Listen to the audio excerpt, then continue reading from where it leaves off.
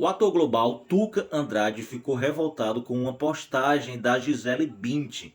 Na postagem, a Gisele Bündchen estava pedindo doações para as vítimas dos incêndios em Los Angeles. E o ator global simplesmente mandou ela ir à merda. Ele postou assim: vá à merda. Podem me chamar do que quiserem, mas vá à merda. E para Gaza, ela pediu ajuda? Eu te respondo, Tuca. Nem ela, nem os vários outros artistas famosos de Hollywood que moram onde pegou fogo pediram alguma ajuda para as vítimas dos ataques de Israel em Gaza, que a gente não pode dizer o nome aqui do que realmente é para a plataforma não barrar a entrega do vídeo. Inclusive, o ator James Woods, que tweetou pedindo que matassem todos em Gaza, teve a sua mansão completamente incendiada. O karma para ele veio mais rápido do que ele imaginava, né? Agora eu digo para vocês o seguinte: basta os Estados Unidos parar de mandar dinheiro para Israel e para a Ucrânia, que vai sobrar dinheiro para ajudar todas essas vítimas dos incêndios em Los Angeles, tá? Gente, vocês precisam ver a lapada grande que o ministro Barroso deu no Estadão. Olha só o texto que o presidente da Suprema Corte escreveu para o Estadão.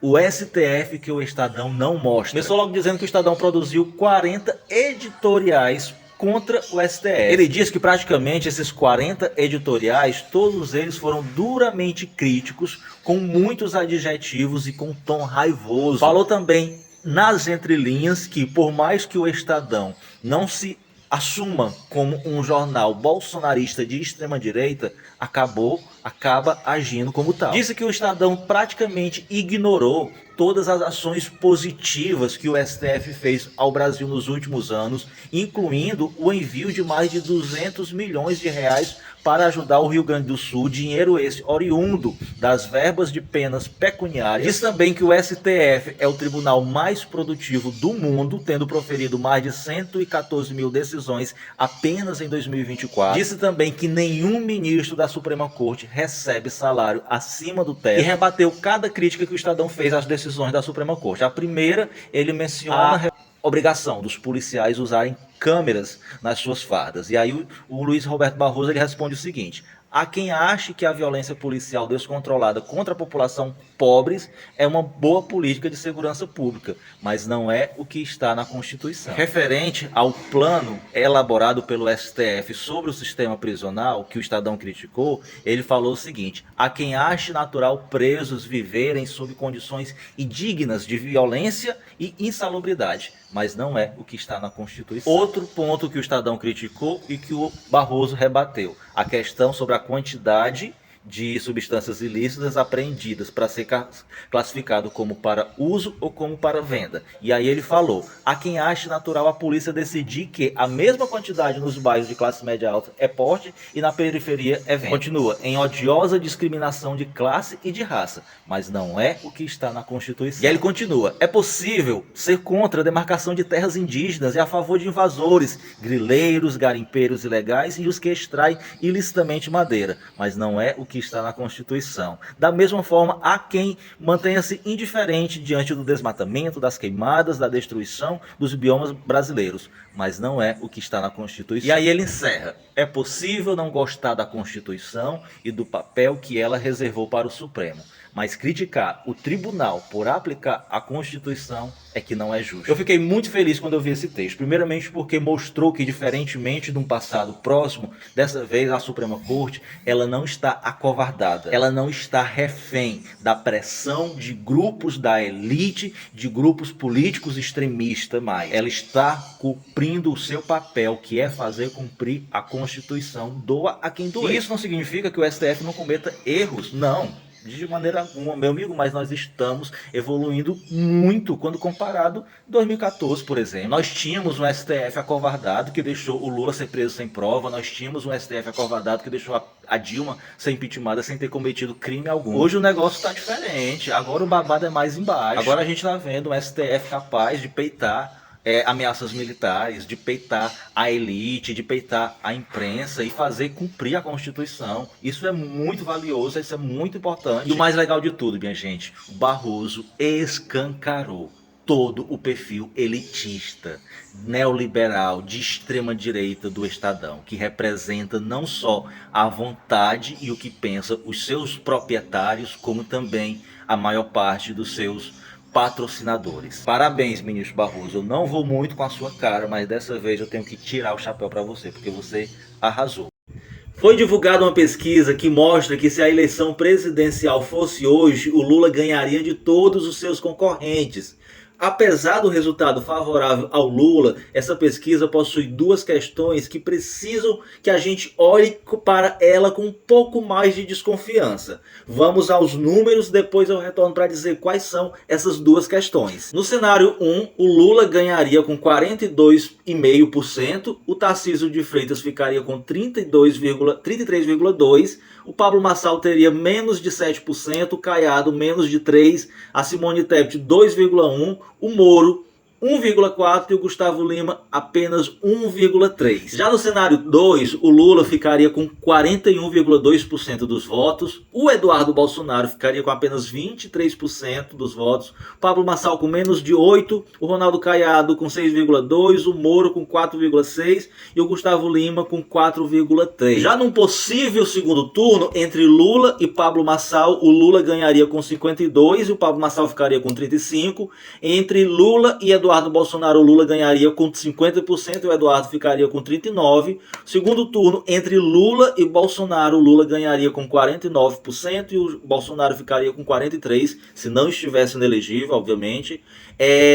Entre Lula e Tarcísio, o Lula ganharia de 49% a 39%, e entre Lula e Ronaldo Caiado, o Lula ganharia de 48% a 35%. Essa pesquisa ela foi feita pela Atlas Intel, contratada pela Bloomberg, e ela entrevistou 2.873 pessoas entre os dias 26 e 31 de dezembro de 2024. Agora vamos para os dois pontos estranhos que merecem a nossa desconfiança. O primeiro ponto é que essa pesquisa, diferente das anteriores, foi a que mostrou a maior rejeição do presidente Lula.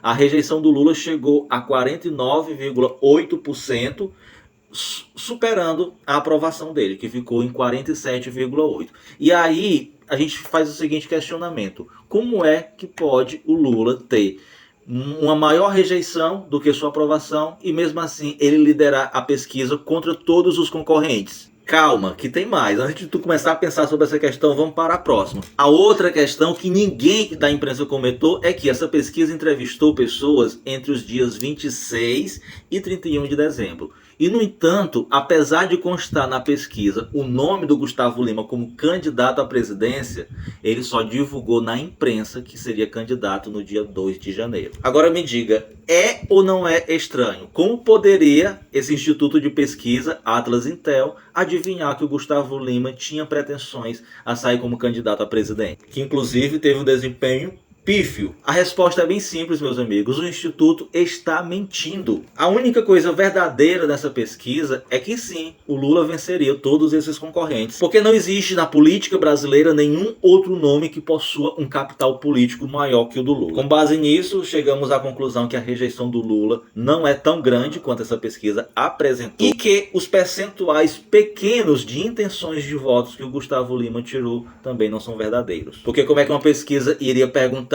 se os entrevistados votariam no Gustavo Lima se ele nunca tinha manifestado publicamente nenhum interesse em sair como candidato a presidente, sem ainda sequer ter escolhido um partido para chamar de seu? Porque se ele já tivesse com um partido definido, a gente poderia até pensar que tinha sido o próprio partido que contratou a pesquisa, mas não foi nenhum partido político que contratou essa pesquisa, não. Quem contratou foi a Bloomberg. Mas é isso, minha gente. A elite brasileira, a imprensa brasileira já começou no jogo sujo dela, no chute na canela dela, tudo isso com o propósito de não permitir que o Lula seja reeleito para o seu quarto mandato em 2026. Mas que se for da vontade de Deus, e eu acredito que seja, ele será reeleito sim.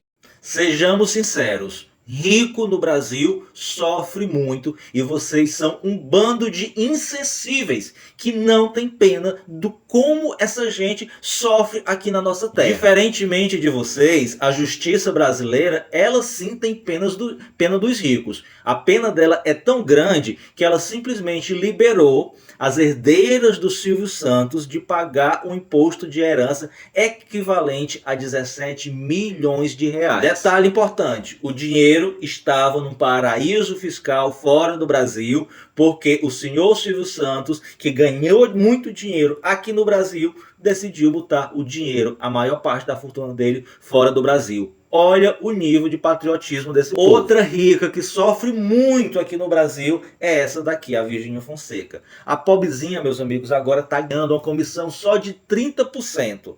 Mas é 30%, meus amigos, em cima do que os seguidores dela perdem nos jogos de azar virtual. A Virgínia tem 50 milhões de seguidores em apenas uma rede social.